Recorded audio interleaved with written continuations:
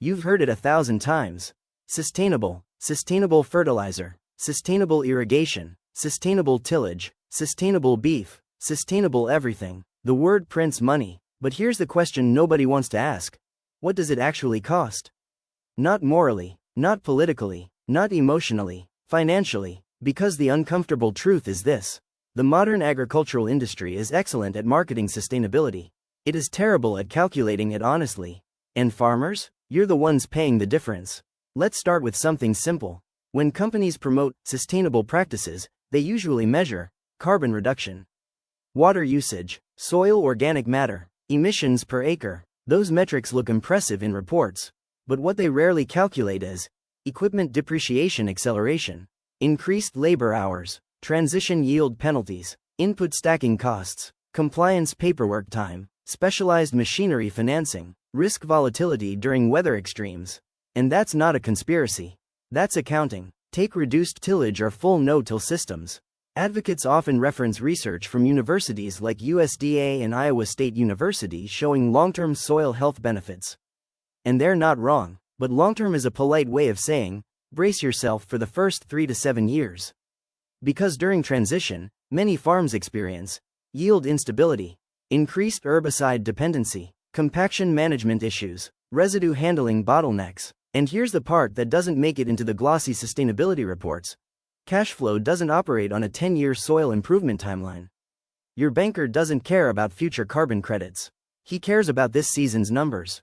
Now let's talk machinery. Switching to sustainable systems often means high-precision planters, section control upgrades, variable rate technology, advanced sprayers, new software subscriptions. Companies like John Deere and AGCO are pushing sustainability integrated platforms hard. Because sustainability today is tied to data. Data means hardware. Hardware means capital expenditure. Capital expenditure means interest. Interest means risk. See the pattern? The sustainability conversation often ignores financing cost. And in 2024, financing is not cheap. Let's do a thought experiment. A farm transitions 2,000 acres to a fully optimized sustainable model. They invest $350,000 in upgraded equipment, $75,000 in precision tech, $20,000 annually in software, $40,000 in consultant support. On paper, those investments increase efficiency. But over 5 years, with interest, you're looking at several $100,000 in real cost. Now compare that to the measurable gain in yield, the measurable input savings, the measurable market premium. If you cannot quantify those with clarity, you are not farming sustainably. You are farming optimistically, and optimism is not a financial strategy. This is where the narrative breaks down. Because the sustainability conversation frames resistance as ignorance. If you don't adopt this, you're behind. But the real question isn't whether sustainability works. It's whether the ROI matches the promise. And here's where it gets uncomfortable. Large operations absorb transition volatility better. Small and mid-sized farms? They carry disproportionate risk, which means sustainability, ironically, may accelerate consolidation. Nobody likes to say that out loud. But if a practice requires heavy upfront capital, requires tech literacy, requires multi-year yield stabilization, requires financing tolerance, it naturally favors scale. That's not ideology, that's economics. And when policymakers cite models from large integrated systems as proof of viability, they often overlook the risk exposure of family-scale operations. This is where we begin pulling back the curtain. Because sustainability is not free. It is prepaid, and the invoice often arrives years before the benefit. In Part 2, we're going to calculate something almost nobody includes in sustainability reports. The yield gap cost during transition, and why even a 4% dip can quietly wipe out the projected environmental benefit when measured in total economic impact. Stay with me. The numbers get uncomfortable from here. Let's talk about the part no conference panel wants to linger on. The transition dip. Every serious agronomist will admit it privately. Some research from institutions like Iowa State University and data referenced by the USDA suggest that soil building systems can improve resilience long-term. Long-term, but in the first few seasons?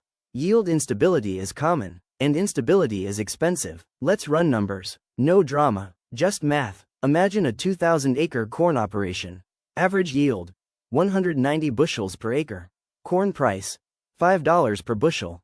That's 190 times $5 equals $950 per acre gross revenue. Across 2,000 acres, $1.9 million. Now let's assume a modest transition dip. Not 10%, not disaster, just 4%. 190 bushels drops to 182.4 bushels. Revenue becomes 182.4 times $5 equals $912 per acre. Difference? $38 per acre. Across 2,000 acres, $76,000. One season. Now stretch that across 3 unstable years. $228,000. And that's assuming prices hold. If corn slides to $4, now the margin tightens. And here's where it bites. Most sustainability projections assume steady pricing and stable weather. But the real world does not cooperate. Transitioning fields often face residue management complications, early season soil temperature issues, increased weed pressure, herbicide resistance stacking, nitrogen timing challenges. None of these are catastrophic, but they are cumulative. A 2% loss here, a delayed planting there, a wet spring that magnifies compaction. Suddenly your small dip compounds. And farmers don't experience yield loss as theory. They experience it as loan servicing stress, operating line pressure, input deferral decisions, equipment maintenance delays. Cash flow volatility increases risk appetite. And when risk appetite drops, innovation slows. That's the irony. Now let's zoom in further. Sustainable systems often reduce synthetic input intensity over time. But during transition, input stacking frequently increases. You may see cover crop seed cost, additional herbicide passes, micronutrient balancing, soil testing frequency increase, custom application expenses. So now you have lower yield, higher short-term input cost, higher management complexity, and sustainability reports rarely calculate the overlap window where costs rise before benefits stabilize. That window can be 3 to 7 seasons depending on soil type and climate. In regions like parts of the Midwest, where growing seasons are tight and weather volatility is rising, small inefficiencies compound faster. When you're operating at 12 to 18% margin, a 4% yield dip is not cosmetic. It's structural. Now here's the part nobody models honestly. Risk amplification. If your historical break even sits at 165 bushels per acre and you're comfortably producing 190, you have cushion. If transition volatility drops you to 175 in a bad weather year, your buffer shrinks dramatically. You're not failing, but your margin for error collapses. Sustainability advocates often highlight resilience during drought, and that's valid long-term, but resilience during transition is weaker, not stronger. Because your soil system is mid-adaptation, your microbial balance is shifting, your residue load is adjusting, you're in between systems, and in between systems are fragile. Let's zoom out. Large vertically integrated operations can absorb multi-year yield fluctuation, equipment amortization, technology experimentation, consultant oversight. Mid-size family farms, they feel every percent, which means transition risk is not evenly distributed across agriculture. And this is the question policymakers rarely calculate. If sustainable transitions carry 3 to 5 years of yield volatility, who is financing that volatility? The farmer, the lender, the taxpayer, or is it quietly absorbed through farm consolidation? Because if 3 rough seasons push smaller operators to lease out or sell, then sustainability becomes structurally selective, not environmentally, economically. And here's the uncomfortable truth. A practice can be agronomically sound, environmentally beneficial, scientifically validated, and still be financially destabilizing in the short to mid-term. Those statements are not mutually exclusive. We've been sold a binary: sustainable equals responsible, resistant equals outdated. Reality is more complicated. Responsible farmers calculate risk, and risk includes time. If sustainability pays off in year 8, but destabilizes years 1 through 4, then the true cost isn't just measured in bushels. It's measured in who survives the transition. That's the yield gap nobody prices in. And we're not done, because in part 3, we move from yield volatility to something even stickier: the technology dependency layer. When sustainability stops being a farming practice and becomes a software ecosystem, that's where the power dynamics shift. And that's where this gets really interesting. Dependency. Modern sustainability isn't just agronomy anymore. It's infrastructure. And infrastructure means systems. Let's rewind 20 years. A farmer could adopt conservation practices with mechanical adjustments and management discipline. Today, sustainable optimization often requires precision planting, variable rate prescriptions, soil mapping layers, telemetry monitoring, cloud-based agronomic platforms, carbon reporting dashboards. That's not farming, that's a tech stack. And here's where the shift happens. The moment sustainability depends on software, the power structure changes. Because software is not owned the way tractors used to be. You don't just buy it, you subscribe to it. Companies like John Deere, Corteva, and Bayer aren't just selling inputs anymore.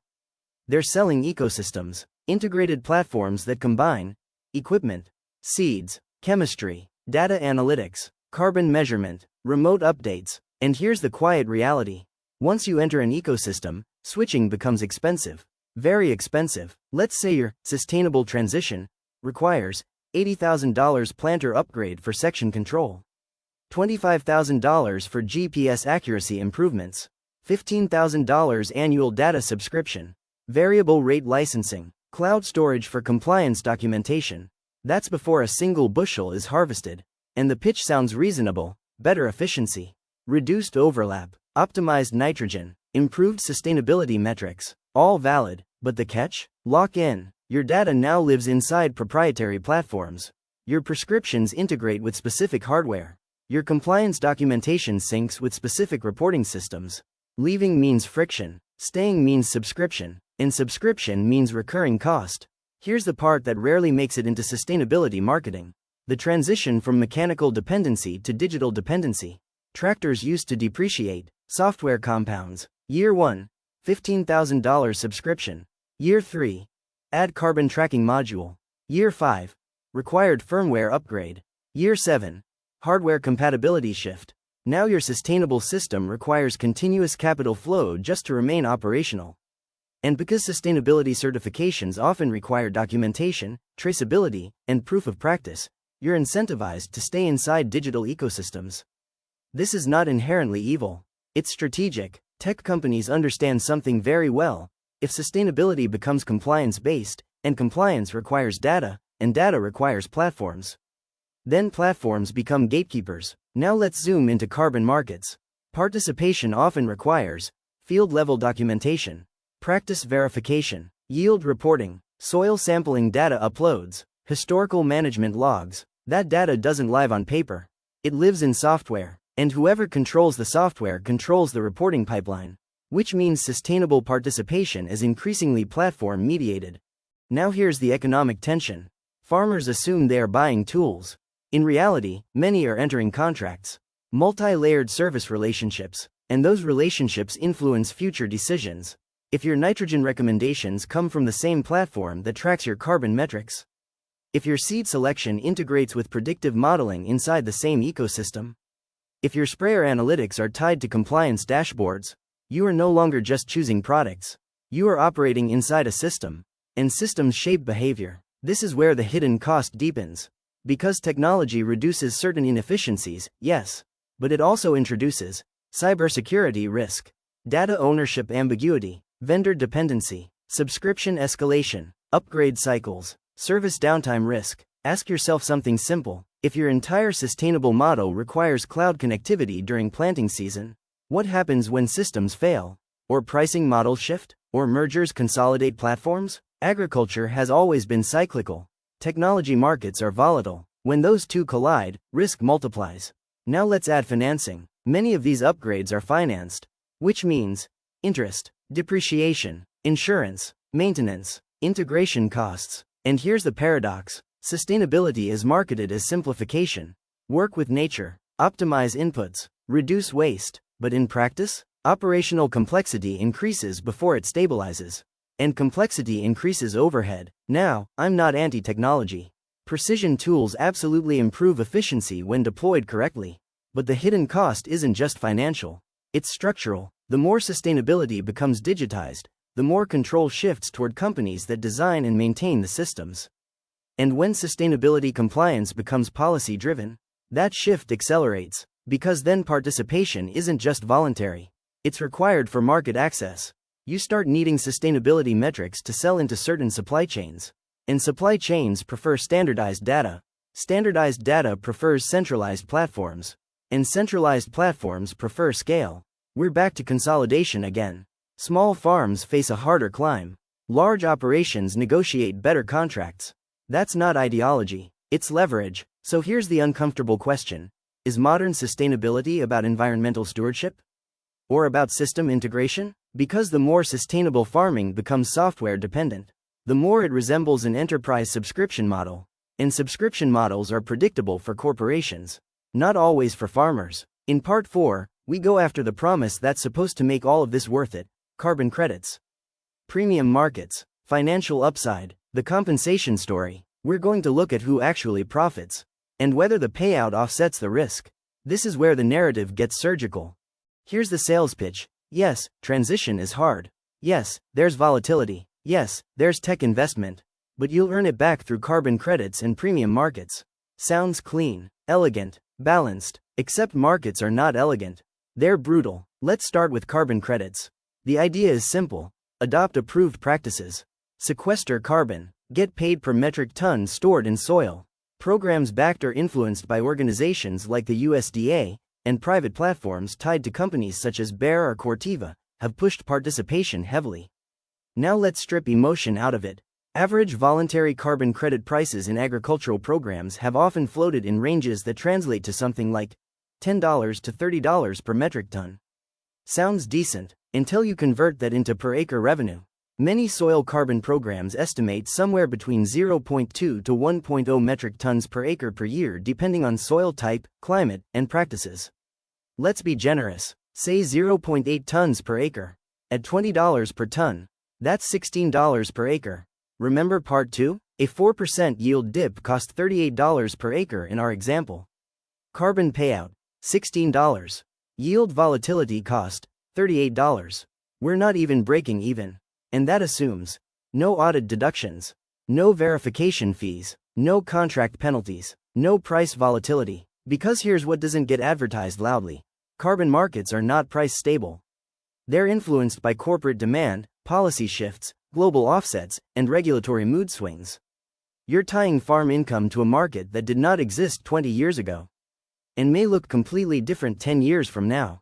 Now let's talk compliance. Carbon programs often require multi-year contracts, practice verification, restrictions on reversing tillage, detailed documentation, soil sampling cycles, which means less flexibility. If markets change and you need to pivot management practices, you might be contractually limited.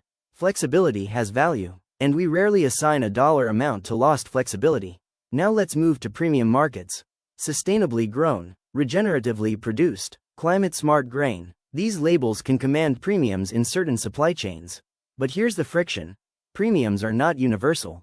They're selective. You may need specific buyers, certification bodies, segregated storage, identity preservation logistics, which means operational complexity increases. And premiums often fluctuate with consumer demand. If food inflation spikes, consumers don't always pay extra for virtue labels. Retail margins compress, processors squeeze suppliers. Guess who sits at the bottom of that chain? Now here's the structural issue. Many sustainable programs calculate projected income assuming full participation, stable premium demand, stable carbon pricing, full yield recovery after transition. That's a stack of assumptions. And agriculture is already a high uncertainty business. When you stack volatility on volatility, you amplify exposure.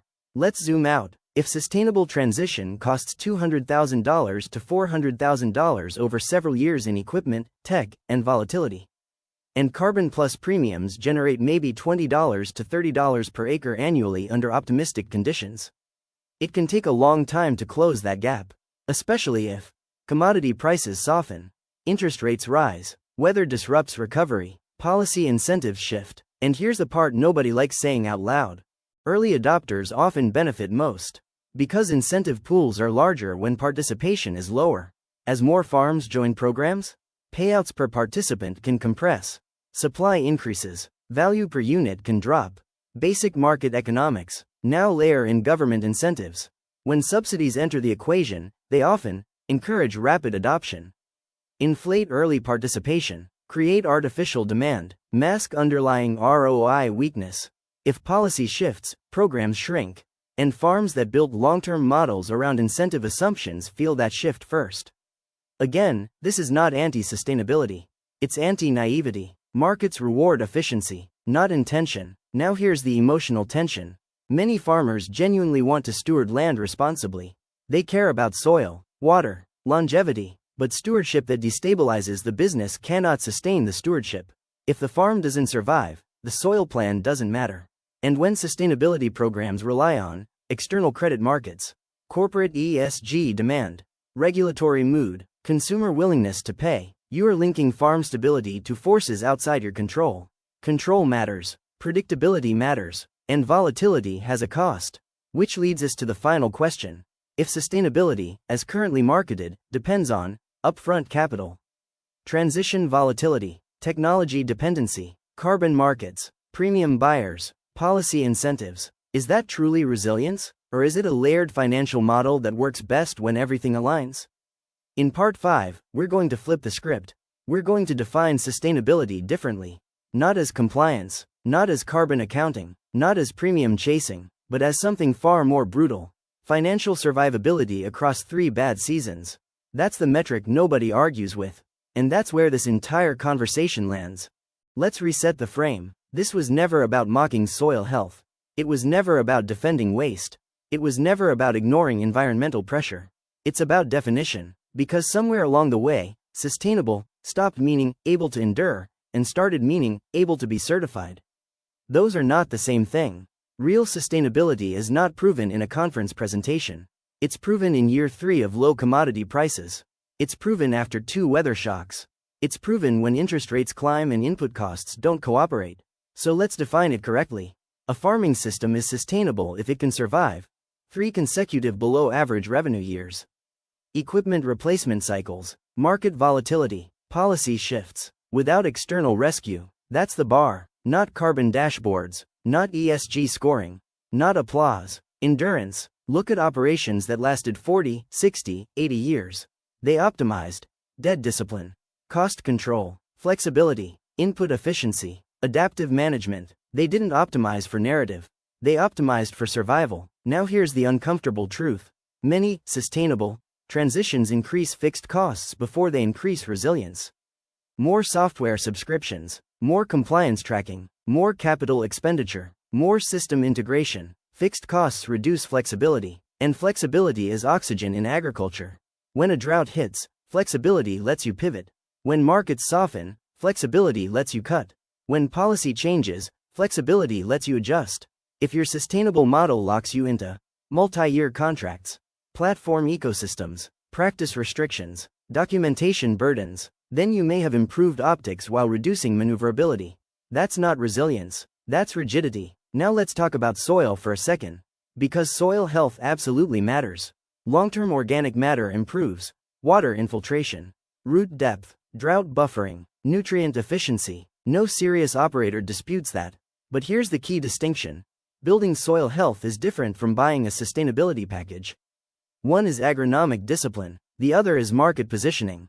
You can reduce unnecessary passes, improve residue management, optimize nitrogen timing, introduce cover crops strategically, test before applying, without entering complex credit ecosystems, without over-leveraging, without subscription stacking. That's incremental resilience, not ideological overhaul. And here's the part that makes some people uncomfortable. True sustainability might be boring. It might not qualify for certification logos. It might not earn carbon checks. It might not trend on agricultural media.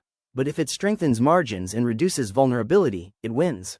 Now let's address consolidation. If only large, capital-heavy operations can comfortably absorb sustainability transition risk, then policy-driven sustainability accelerates scale concentration, whether intentional or not, because survival favors those with deeper buffers. So here's the final reframing. The most sustainable farm is not the one with the most regenerative labels. It's the one that maintains strong working capital, controls debt, avoids dependency traps, preserves optionality, invests incrementally, adapts without overcommitting. Optionality is underrated. When you retain the ability to pivot practices without breaking contracts, you protect yourself. When you adopt improvements at a pace your balance sheet can handle, you protect yourself. When you separate agronomic improvement from marketing-driven urgency, you protect yourself. And that's the hidden cost we've been circling the entire time. Sustainability, as marketed, often assumes alignment between environmental benefit, market reward, policy stability, technology reliability, but agriculture has never operated in perfect alignment. It operates in cycles, and cycles punish overextension. So the question was never, is sustainable farming good? The question is this version of sustainability financially survivable under stress? If the answer is yes, adopt it. If the answer depends on stable carbon prices, stable premiums, stable subsidies, stable policy, stable tech platforms, then it's not resilience, it's conditional, and conditional systems break under pressure. The farms that will still be here in 20 years won't be the loudest. They'll be the ones who calculated carefully, who adopted selectively, who protected margin first, who understood that soil health and financial health are not enemies. But both must be stable. Because land can recover, markets can rebound, but a bankrupt farm does not regenerate. That's the number nobody puts in the sustainability report, and that's the cost nobody wants to calculate.